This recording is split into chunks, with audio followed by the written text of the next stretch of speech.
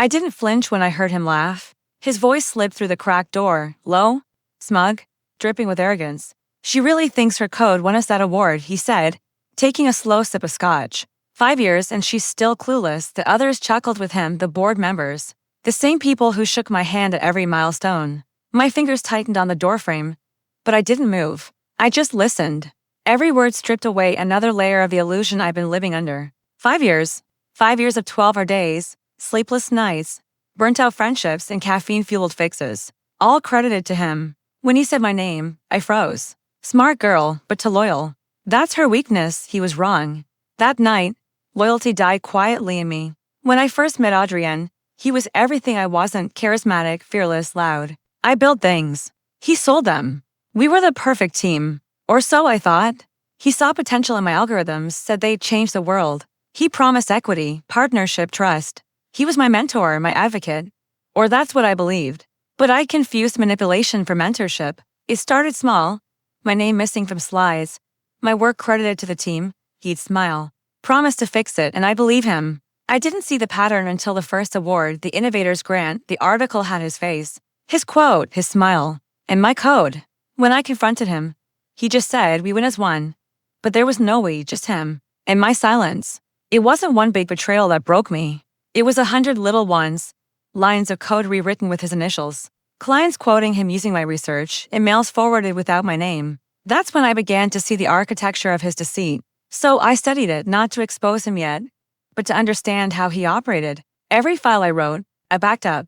Every commit was time-stamped. Every award submission copied. Every internal memo archived. Quietly, carefully, I built a digital fortress of truth, something that couldn't be erased, only revealed. And then, I waited. The real break came last month. The $400 million acquisition deal. The buyers wanted proof of the company's intellectual property. I wasn't invited to the meetings, executive level only, he said. So I waited outside the glass conference room, watching him bask in glory that wasn't his. He'd stolen from me for years, but this time his theft was about to cost him everything. The night before the signing, I got a call from one of the investors' lawyers, Daniel Cho. He was double-checking details about the company's key patents. "We just need to confirm," he said, "that the primary architect listed in the award submission is still with the company." Of course. I replied smoothly. "She'll be there tomorrow." He had no idea he was talking to her. The next morning, the boardroom gleamed, all chrome, glass, and ego. Adrien was in his element, rehearsing his smile for the cameras. I sat 3 seats away, invisible as always, just watching. The investors' team entered, calm, confident.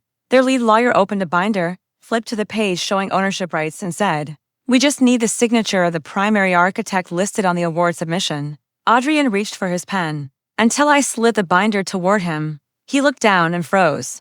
The name stared back at him, Lena Hart. His smile faltered. I didn't say a word. Daniel turned his head slowly. "Is Miss Hart present?" I met his eyes. Adrien's face went pale. "There must be some mistake," he stammered. "That was a joint project." Daniel shook his head. "The documents show sole authorship, proprietary code signatures, and timestamped data ownership under Miss Hart's credentials." He looked directly at me. "Miss Hart, would you like to sign?" I took the pen. My hand didn't shake. The room went dead silent as I signed my name. The name. That transferred ownership of everything he'd stolen. The deal couldn't move forward without my signature. And I had no intention of signing it for him. I slid the contract back across the table. "I'll sign a revised deal," I said evenly. "When my contributions are recognized and my equity reflects reality." Adrien's jaw tightened. He tried to speak, but the lawyer cut him off. "Mr. Vale, this changes everything. If the primary architect isn't aligned with your claim, we'll need to pause the acquisition." Pause. The one word every CEO dreads during a signing. I watched him crumble, the flicker of panic behind his eyes, the mental math of losses he couldn't stop. That night, he called me. No anger this time, just fear. "You can't do this to me," he whispered. "I didn't," I said. "You did." Then I hung up. 2 weeks later, the acquisition went through, under new terms. My terms, his shares diluted. My name restored. He resigned for personal reasons, and no one questioned a thing.